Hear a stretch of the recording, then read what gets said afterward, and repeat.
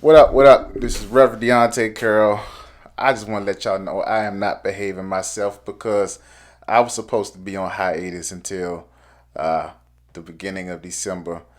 I did a little something early today, pre the the verdict, the Kyle Rittenhouse verdict, and I just had to hop back on here. I'm going against my own rules, man, and I got the good doctor here with me, the good Reverend Doctor Robert R.A. Turner, pastor of Empowerment Temple. What's happening, brother?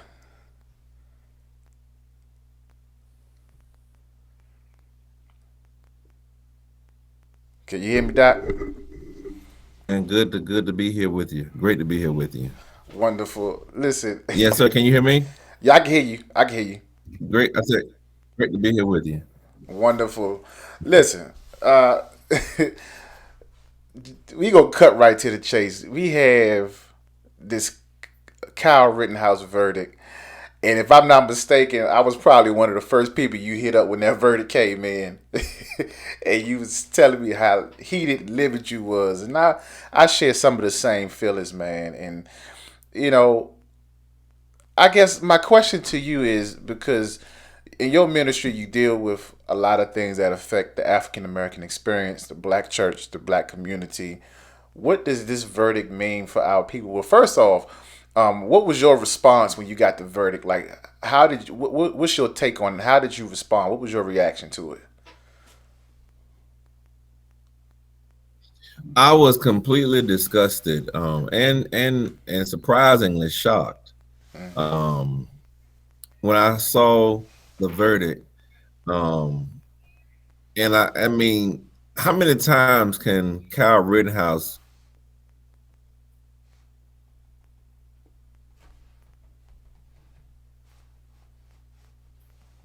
cry crocodile tears? Right, like to this day, not one tear has fallen from his cheek. Yeah, The guy's clearly faking. One that definitely did not sympathize. I thought, and I was hoping that the jury would see through that, that camera. And another reason why I had somewhat suspected that he would be found guilty is because he killed white individuals, and this is still America.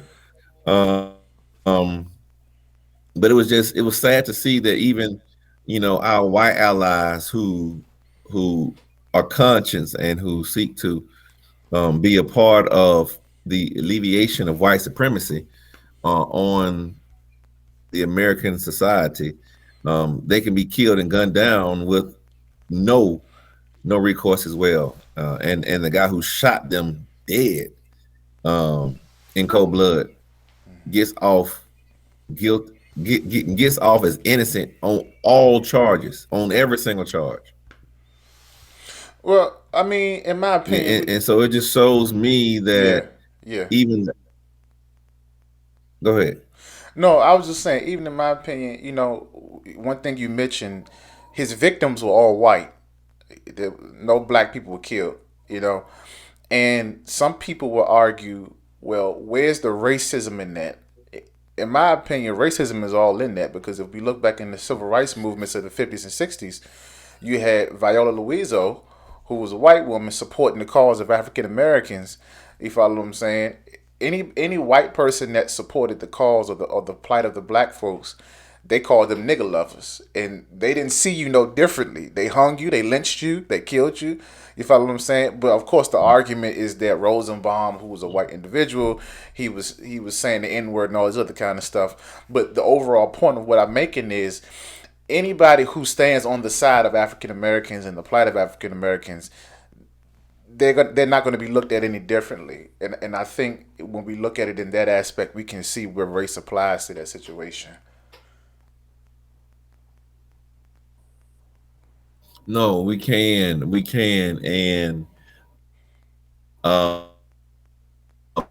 another danger spot, which because, and you know this, brother, is that hits the streets. I'm not with just the social media, Twitter finger type stuff. I Yeah. marched in Tulsa, just went down to Brunswick. This is what I do, and this is the life that God has called me to, and I love it. And you go into this life knowing that it could be at any given time, your life could be ended. Mm-hmm. Um, the issue with this is that when we have these organizing meetings and when we do marches, strategically, we always relied on our white allies Mm-hmm. to be more or less a wall um, against the police. Right. Right? We did it in Tulsa. I mean, it's just, and we have people, white individuals who come and they know they have a privilege being white, and they know police or whatever won't shoot them or attack them.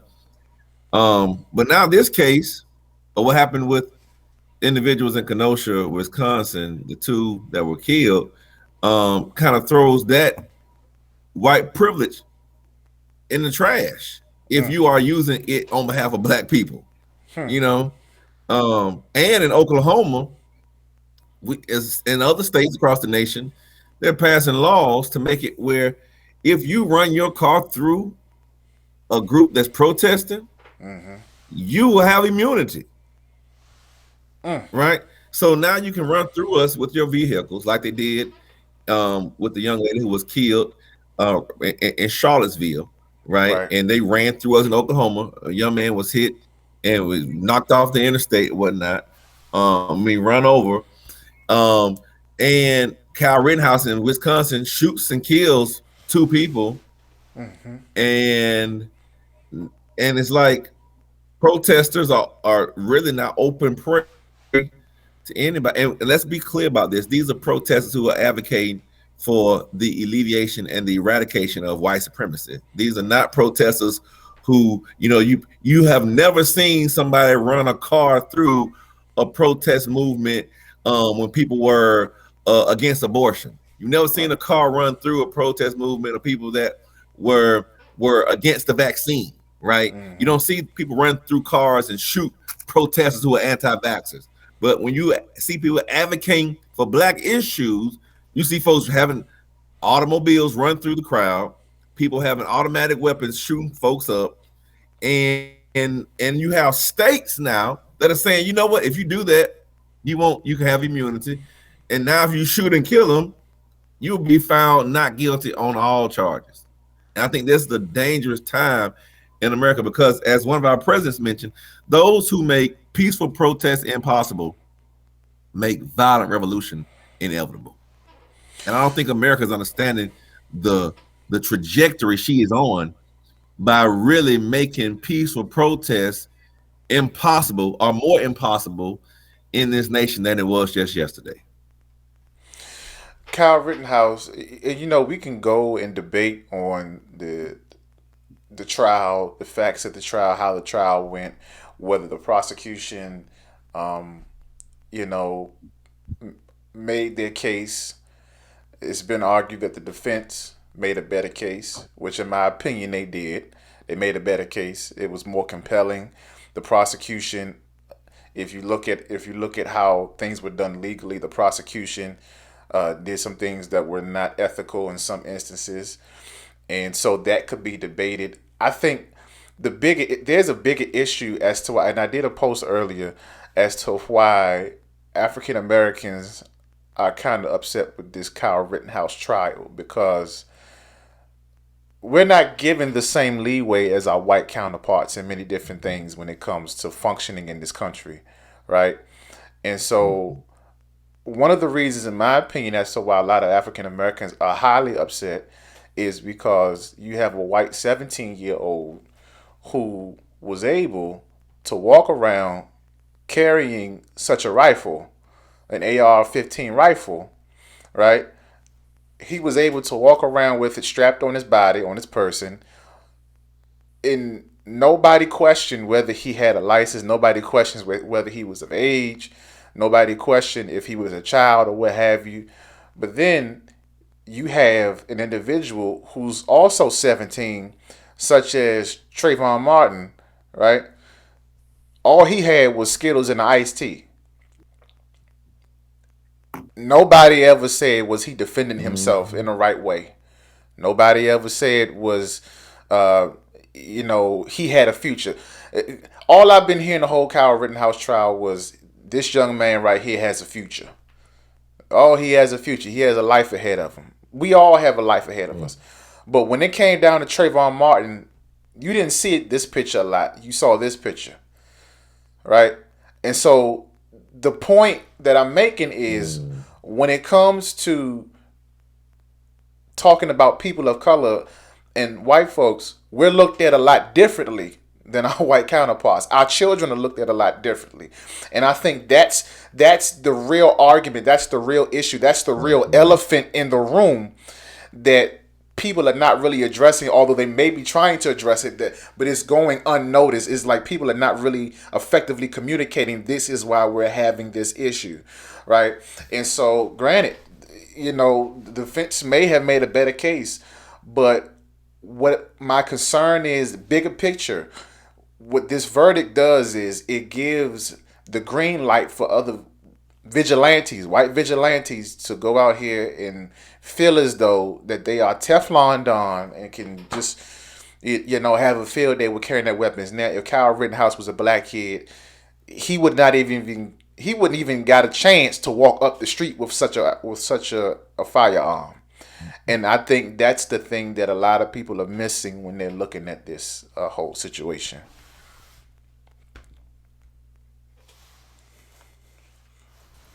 I agree and concur. We have a situation where people don't see racism Hmm. simply because they don't see colored and white water fountains anymore.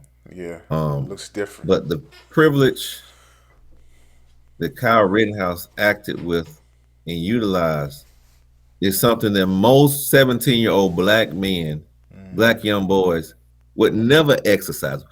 Most I can't tell you one 17-year-old black male, both past or present in my lifetime or even currently, that will go to a rally where white people were protesting and go up there and want to shoot people. You Even better if it's not. a protest they don't agree with, You better not do right? something like that. They wouldn't go to and shoot a play. Exactly. They would not go to these anti-vax protest folks and try to have a gun or walk around with a gun. And 17 years old cross the state boundaries to Hmm. do that. No, but just the fact, and so many people miss just the same Kyle Rittenhouse that existed in Wisconsin will not exist in the black community. Hmm. Because you ain't gonna find us black people know that if we did the same thing white folks do, we not gonna make it home that day. Hmm. And we definitely, if we do make it home, gonna be arrested. Kyle Rittenhouse made it home, got arrested, but got found innocent because he's a white man. So let me ask you If this he was question. black, and I Uh huh. want some, Yeah, yeah. Go ahead. prove me wrong. If I'm wrong, I'm sorry. If I'm wrong, prove me wrong. Show me an example of another young black 17-year-old that did the same thing he did Hmm. and killed white people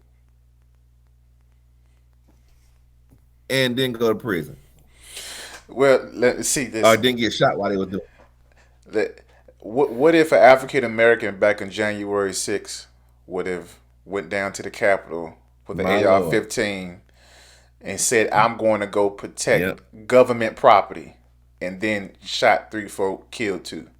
This story would end up totally That's right. different. Which needed And protection because the folk who were down there were being bum rushed. and and and the focus would have been, was this individual licensed to carry? Where did he get the gun from? Yep. Was it legal?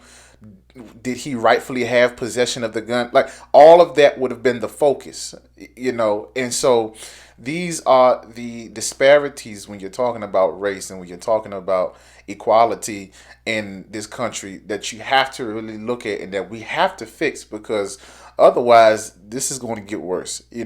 My question to you is, okay, now granted, a lot of us, we don't agree with the verdict.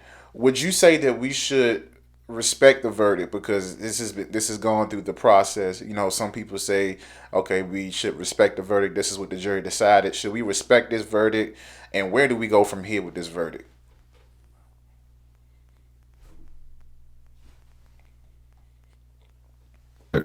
Today um, should be appealed. I think if it's not appealed, it should cause some policymakers in the state of Wisconsin to change some laws and add laws that need to be added, because this type of vigilante violence, individual unilateral justice should not be going on in a country that prides itself in law and order. Yeah. And so when we look at this case, we also look at, and before we cut it off, and like we also look at the what's going on in Brunswick, Georgia. You mentioned Brunswick, Georgia, with Ahmaud Arbery, right? You were there recently in Brunswick, Georgia. You were there with over 200 pastors plus. You were there with Pastor Jamal Bryant. You also there. There you go, holding the umbrella for the good Reverend Jesse Jackson. So what was that like?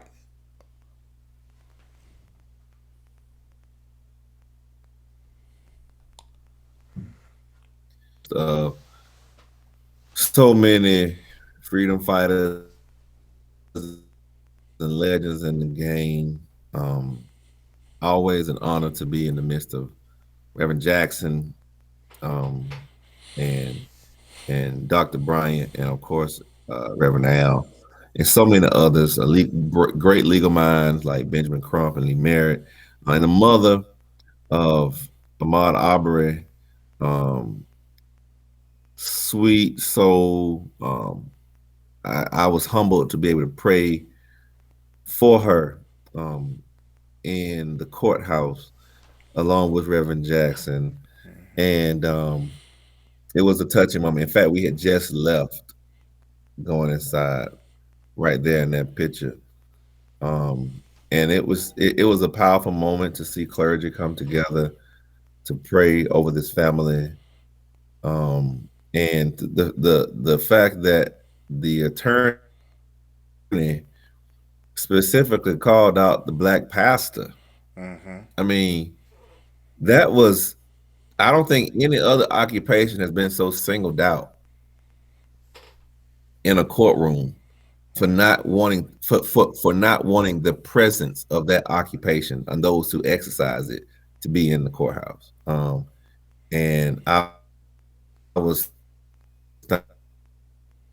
thankful that the call was made for us to come, and very grateful to be in the number. Ahmaud Arbery is another example of white vigilanteism running rampant, right? Um, you have a black man, 26 years old, Mm-hmm. being Absolutely. followed by a father son duo. Shot. One of them has a shotgun, another one has another firearm, and he is unarmed, right? And he lost his life because white vigilantes questioning, why is he in the neighborhood? He doesn't look like he belongs there. He looks suspicious, and this is my point of what I'm saying, to where this Kyle Rittenhouse thing is giving a green light for more incidents to happen, because God forbid, I don't want it to happen, but I am almost certain that we're gonna see more incidents happening, more issues around gun laws and things of that nature. And the real question is, does does the Second Amendment apply to people of color the same way that it applies to our white counterparts? And I don't know if we lost Dr. Turner, but there he is. He's back on, I think. That's the real question is, does the Second Amendment really apply to us the same way that it applies to our white counterparts? And it's very sad that even in 2021 you have so many different disparities in our nation, so many different um, unequal and unjust things that are taking place that we have to deal with as a people. And we have a long way to go. And so, granted, this Kyle Rittenhouse verdict, it came out, he's not guilty. What's going to happen? He's going to grow up. He's going to be able to carry a gun again. He's going to be able to live his life. And I had a conversation with a few folks, and they were saying, he's gotten off scot free. Oh, trust me, he's gonna suffer because his life had to change because of this incident. You follow what I'm saying? It may be very well that he has to look over his back for the rest of his life because he might feel like people are trying to get him. There's a Mm-hmm. lot of different things that he'll have to go through. He might not be in jail, but there's going to be different things that he's going to have to go through the rest of his life while he's out and about, while he's walking around and living his best life. And it's a fact. It's a fact. African Americans are treated very differently with issues like this. It's a fact. If Kyle Rittenhouse was a Tavon or a Devonte, this would be different, right? Only in America, Rev, do we see situations like this where a judge is comfortable with sitting that close to a defendant to look at evidence. Only in America. If Kyle was black, they would make sure that the judge was nowhere near the defendant. You follow what I'm saying? And so even how they deal with us while we're going through the process of having our trials, when we're in the court system, when we're in the judicial system, it looks totally different for us. They don't handle us the same. And I think that's the bigger issue, like I said earlier, that we're dealing with as a people, why we have an issue with it. Not just the fact that the trial and the case and the argument, but how they handle us, how they deal with us, how they interact with us, how they look at us, how they perceive us. That makes all the more of a difference. And this is why, before we go, Rev, this is exactly why it's important to vote, because it's not just about voting for Biden and Kamala Harris, but in various districts, in various regions, you have the ability to vote for your governors, vote for your judges, vote for your prosecutors, depending on where you live, right? And so this is why it's important to pay attention to what's on that ballot. And so when it's time to go vote, you know who you putting in office. You ain't just putting any and everybody in. Do your homework, do your research, find out who these people are, find out what their values are, find out if they have any morals, and understand who you're putting in office, because that is how we're going to change this thing. And I know, Reverend Turner, you all about it. You about it, as we love to say. You about it. You're going to make sure the people vote. You're going to make sure the people play their part. And so so as a pastor, the last thing, this is my last question before we go. Speak to our people who are struggling at this moment, who are emotional, who are angry, who are upset at this verdict. Speak to them, and what would you say to empower them to move forward after this verdict? Oh, I would say keep that motive, keep that frustration, keep that anger, and make it your righteous indignation, and make it your fuel.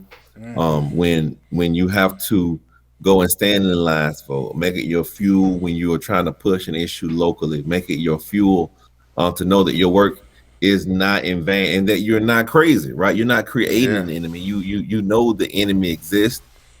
You know the ideology behind it, and so let this be your fuel when people say why you fight so hard, or why you stay up so late, or why you go to so many marches, or why you try this work in the community.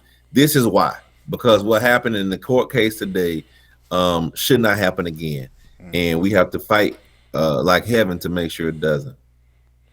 And you know what? To that, brother, I understand. Because even when you told me you went to Brunswick, we had a conversation early in the week, and I was like, "Listen, man, if you can't make it, don't make it." But you went anyway, and that was an example of what it means. And even watching this verdict is all the more important why we must stay on the fight for justice, why we must stay on the path. And if we can make it, sometimes it's good to just say, hey, I'm popping in, I'm gonna show my face, but I gotta go back home.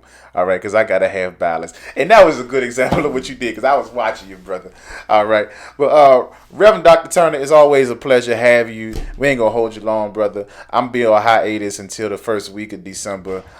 Listen, stay strong, Reverend Turner. We love you. Thank you so much for all that you do in Baltimore. We coming back to visit you soon. All right. Give my regards to the wife and kids. We love you, brother. Yes, sir, man. Appreciate you anytime. All right. There you have it. Like I said, this is a short show tonight. Short show tonight. We just wanted to talk about this verdict, just process it, get it in, because I know a lot of people have a lot of different opinions about what's going on, what's happening. And so, listen, y'all, it's a tough time. Our people are going through so much right now. Some of our people are for Kyle Rittenhouse. Some are, wishing that he was locked up somewhere.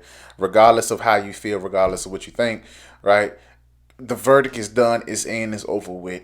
The thing is, where do we go from here? Listen, we have to mobilize, organize, galvanize, and we really have to know what it is that we want. Not only know what it is that we want, but we have to be able to be in a position and in a posture to say, hey, as a people, this is the standard in terms of how we're going to uh, conduct ourselves, but also how are we going to set the standard in terms of how people are going to treat us.